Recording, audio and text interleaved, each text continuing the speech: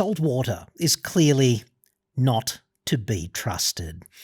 The blue-ringed octopus lives in salt water. Pro tip, there's enough venom in a blue-ringed octopus to kill 26 adult humans. And I would argue that that's over-enthusiastic. Any number greater than 20 would have got the message home just fine. Like, the stonefish lives in salt water. Most deadly fish in the world. Here in Australia, just another reason to come, isn't it? Only a one-way ticket is all you'll need, dude. The great white shark lives in salt water. And the evidence is in the name of this last one, isn't it? The saltwater crocodile. It's something of a hint, isn't it? There are a lot of confronting malicious threats routinely spotted in salt water. And yet, here in Australia, on the cusp of summer, all you want to do is thrash your 4x4 endlessly along our coastline. Livin' la vie de dream, dude. Which is totally cool and normal. However, I would argue unless you implement some properly effective corrosion countermeasures, this might end quite badly.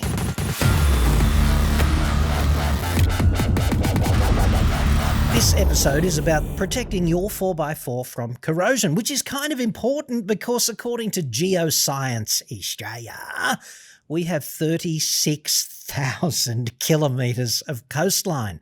And that's just the mainland. That's almost one lap of the frickin' planet right there. If you add all of our islands, there's another 24-ish thousand kilometres of coastline there, making it round totals about 60,000 kilometres, which is a lap and a half of the planet. Plenty of opportunity, I would argue, to accelerate the corrosion of your vehicle. People do enjoy getting their four-wheel drives out and inflicting them upon the coastline wherever possible. I get that. It's a thing. And let's face it, the internal part of Australia is so freaking inhospitable for summer that the coastline is kind of the place to be. And the only problem as I can see it with this is that your 4x4 is mainly made of steel. And steel has so many redeeming features, one of which isn't how enthusiastically it rusts.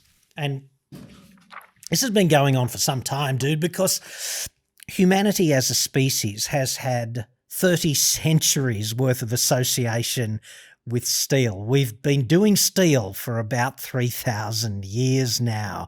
And I guess to put that in perspective, when God wrote the source code for the universe, he said, Homo sapiens has potential. I might hide steel in plain sight all over and hope that they develop the brains to crack that particular code and exploit the crap out of it. So she did that, and we found that. It's called iron ore. It's essentially rust in a rock. And for 3,000 years now, we've been pumping all this energy into iron ore to convert it into steel. And it doesn't even wait to get out of the steel mill before it rusts. Because if you've ever looked at any piece of hot-rolled low-carbon steel anywhere, it's covered in a thin layer of black stuff called mill scale, and that's really just high-density rust, like a concentrated form of rust. Because steel is the girl who can't say no when it comes to rusting, and it starts rusting as you are making it. And it doesn't stop ever. It's like the Terminator, dude. It will not stop until it is dead, dude.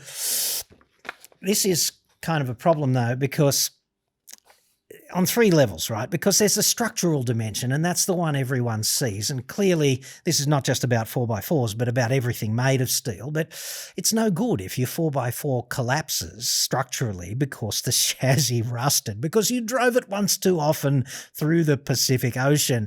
But there's also like a systemic dimension to rust, right? Because the engine bay of a car, for example, has all of these components, and they fundamentally fail because of rust. Water pumps being a classic example. And there's also electrical failures due to rust, because you can spend an otherwise perfectly serviceable night under the stars within meters of the coastline, and then you turn your 4x4 on the next morning and it just doesn't start. There's not even a click because you've got corrosion suddenly built up underneath some critical component, leading to a high resistance joint and no circuit anymore and no can go, dude, which is kind of a corrosion issue as well. And then you introduce salt into the equation.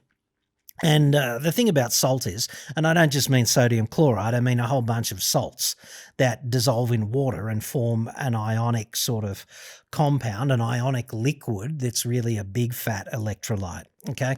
And this is a problem because of two reasons, one of which is that corrosion is electrochemical, and an electrolyte greases the wheel of all electrochemical processes, and you've also got all of these dissimilar metals in an engine bay and elsewhere in your 4x4. You've got aluminium and steel and copper and brass and all kinds of metals in close proximity together, and heaven forbid there would be an ionic bridge between them, because then one of them will start sacrificing itself over enthusiastically to protect the less reactive metal. So for all of these reasons, you need a countermeasure. Otherwise, the life of your 4x4, the long-term endurance of your 4x4 is going to be compromised. And the reason I'm talking about this today is because, A, we're on the cusp of summer, and I ran into a company that I hadn't previously had much to do with at a conference I was speaking at recently. I was talking at the Auto One National Conference and Trade Show in Adelaide a couple of months ago, and I ran into a company that you may not have heard of, but which is a thing, and it's called SaltShift.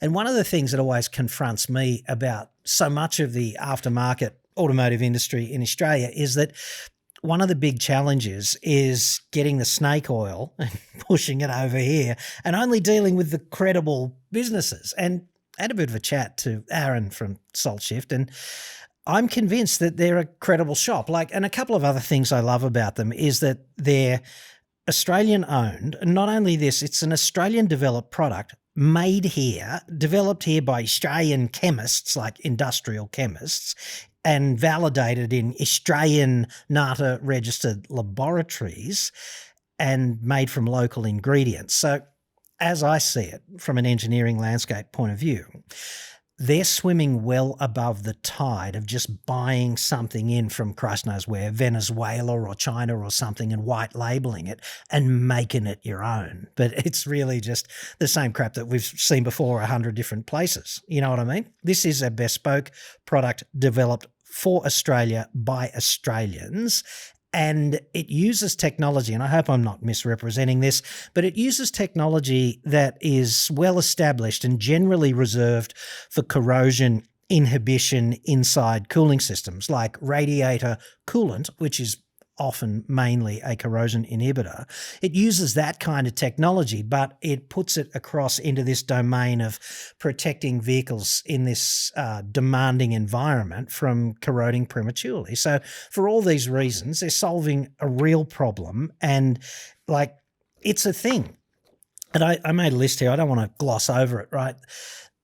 They dissolve salt and mud. That's the principal remit of the products, right? And they've got tools to deliver them on target and the product itself, all right? So the product is designed to dissolve salt and mud and also neutralize it and thereby inhibit corrosion into the future, right? So that is a proper corrosion countermeasure strategy, at least as I see it. And it makes it easy to get that inhibition and neutralization into all the nooks and crannies that you generally overlook. I know a lot of people who they're pretty zealous about washing their 4x4 after they go to the beach and drive up and down the coastline or something, but it's really hard to get inside the chassis rails and the cross members if they're tubular, and the underbody generally, unless you've got a hoist or a pit designed to do that kind of stuff in, it's pretty hard to do a thorough job, and it's pretty hard to neutralize the result as well. You can kind of spray and pray, or you could actually get the right tools for the job. So that SaltShift makes this fast and easy, and it's affordable. So for all these reasons, I'm kind of on board with them. And also, There's a promo on right now with Auto One, and you'll get up to 30% off selected products from Salt Shift. I'll have links in the description. And if you go there, there will be a code in the description as well, so that you can get an additional 5% off by virtue of being a vivid viewer of Auto Expert, even though I've got absolutely NFI, dude, about your individual level of color saturation. So take another 5% off with the code in the description. And this offer ends on the 19th of this month. So there's that. There's a time dimension to it, but 30% off plus another 5 broadly, that's pretty good. What you're looking at here and now could be some macabre piece of medical equipment found in a resuscitation bay to reboot you should the need arise in some terrible situation, but it's actually Salt Shift's 4x4 magnetic chassis flusher kit. What a mouthful, but it says exactly what it is, right? It's a piece of glorified garden hose with a nozzle at one end and a dispenser at the other, and the nozzle just sprays through 360 degrees. You look for an opportune hole in your chassis rail, and the magnets hold it in place. So that's simple enough even for a politician to use, possibly even a front bencher, I would argue. And then you've got the dispenser down this end. So basically you put about 50 millilitres of the product, which we'll get to, into here. And there's a throttling valve for how quickly you want to deliver the product on target. There's 3 settings. You'll hear them. 1, 2, 3, low, medium, and high. And then your garden hose goes in this end with a traditional garden hose kind of fitting. And there's a stopcock here so that product goes on, product goes off. Water goes on, water goes off, like that. So you just connect up your nozzle, then you press on and you wait 30 or 60 seconds and you cycle through 3 to 5 holes in your chassis rail. If you want to be really, really smart about this and doff your cap to freaking Isaac Newton, you'd probably start at the highest hole on the chassis rail and finish at the lowest one and go for about 30, have a spray for 30 to 60 seconds in each hole and just see what runs out the other end. If you haven't done it for a while, you might be shocked, dude. This will knock all of the mud and all of the salt off and do that preemptive strike neutralization and also corrosion inhibition into the future. So that's pretty clever. Obviously, you want to do both chassis rails and any intermediate tubular cross members as well. Anything you can stick that into, you can spray. Dude, it wouldn't hurt, would it? Now, the thing about chassis rails, of course, is that they don't come from the steel mill as a box section. They're generally 2 C-type sections that are welded together, and that means on the insides of these lips where the welds are, there's plenty of opportunity for nasty stuff to build up and provide literally a bridge to accelerated corrosion. And this would be a great way of getting those corrosion inhibition and neutralization products into areas such as that. And it doesn't take a long time. Like if you've got 5 holes and it takes you 2 minutes to do each one, it's 10 minutes per side. So that's 20 minutes. You'd have the whole thing done, knocked over in half an hour. And even if that's only a once a year thing, dude, you use this stuff, by the way. This is the chemical voodoo stuff. They call it off-road salt and mud wash, which is also not something you have to ask too many questions about. What is it, dude? What does it do? It's self-evidently what it does. You use this for spraying the underbody in the chassis rails and for washing the vehicle down as well to neutralize salt and dissolve mud that might be caked on the outside. So this is a one-size-fits-all sort of exterior treatment for your 4x4 and underbody, right? It just does a lot. They do a couple of different products as well.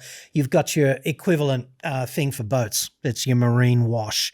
I don't know how different they are, but obviously there's 2 of them. So one's got a certain focus and one's got the other focus. And if you want the boxed set, they do a marine engine flush as well, which uses this same sort of dispensation tooling to get into your cooling system and just descale it and do all of that rejuvenation stuff inside your cooling system. So this is kind of one piece of equipment you can use for multiple jobs. You can use it on your boat and your jet ski and your boat trailer and all of that stuff and just prolong its life. And even if you don't go to the coast, if you slog through the mud in the mountains or something, or you go to the desert and it rains, like, of course, then is pretty good for that as well, because dust and mud, when it gets wet, it's just shy of concrete, dude, in some situations, and it holds moisture, which is a classic additional bridge to corrosion. Once you've taken care of your chassis on the inside and all of those cross members, then the obvious next thing to tackle is the underbody. And SaltShift has this product called the Underbody Blaster Pro, and essentially what it does is it allows you to stand in your driveway and just wheel a carriage under the underbody, and it sprays upwards. So you use your pressure washer to connect the handle end of the carriage, and there's basically just a carriage on two wheels with jets going up, and you cover the underbody of your car with this same stuff, the off-road salt and mud wash. You just use that and job is done, right? And that means you can stand there and you don't have to grovel in the filth for half an hour to do a third-rate job with a hose, or just with the pressure washer lying in the driveway like this, right? You just wheel it backwards and forwards in a grid-type pattern if you want for maximum coverage, and it breaks down all of the salt and it gets all of the mud out of all of those cavities. The thing about that is underbodies have drainage holes, and it's really easy for the drainage holes to get blocked up with mud. And if you don't treat it, it's just a pathway to corrosion, because it'll hold moisture and the doorway will open and steel will do that thing that it does best, which is just rust. Turn back into rust in a rock. And so the cycle of frickin' steel continues, dude.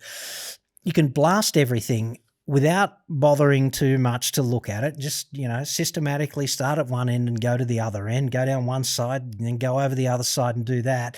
And you won't have to keep your chiropractor in holidays to the French Riviera after spending, an hour lying on cold, wet concrete, which, I've had fun. That's not it. As to washing the car externally, there's two choices, or both, I suppose, depending on where you are at the time. There's the cannon and the gun, right? The snow foam cannon or the snow foam gun. And the difference between them is you get more foam with the cannon because it connects up to your pressure washer. There's a nozzle on this side and you get a whole bunch of fittings which screw in here that connect to all of the different conceivable pressure washers that one might own in his shed. And then you just throttle it on and off. Pretty simple, okay? You leave this stuff on as a foam for about 60 seconds and then you just wash it off. And the only caveat that I'm aware of is that you don't let it dry on the car. The advantage of the cannon is that you get more foam and it's probably a better job, but you need a pressure washer. And if you're on a big trip and all you've got is a garden hose, then that is why you would have the gun, because garden hose goes in there kind of thing, and that just makes it simpler and easier to carry, and they both just use the same off-road salt and mud wash product. So you don't have to buy 10,000 products to do this job. It's the one thing, because we're really just dealing with the one problem in different areas. The last thing I wanted to talk to you about was the preemptive strike approach, because most people know that they're going to be going out and subjecting their vehicle to those insults, the slings and arrows of that harsh coastal operating environment, by going to the beach 5 or 6 times this summer. And if that's you, do the preemptive strike, which involves rust shield, which is effectively just a barrier that you can put on underbody components. And when it dries, you get a hydrophobic barrier that's also non-stick. Hydrophobic meaning it just rejects moisture. Okay, so that makes cleanup a breeze, and it means that salt and mud don't get the same opportunity to start their corrosive malfeasance on your 4x4. All you do is get a hand sprayer and you spray this stuff on.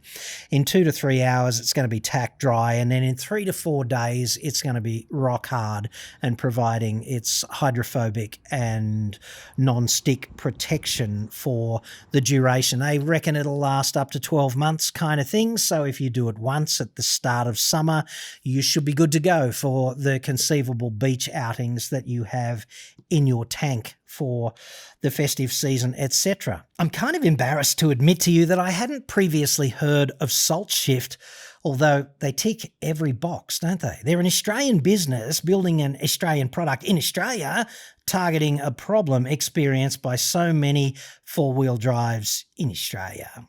I'm so impressed with this chassis cleaning kit because it makes it easy to deal with a problem that I am absolutely certain just gets swept under the rug or overlooked, even among those who zealously wash the outsides of their 4x4s after every trip to the beach. This just makes it easy.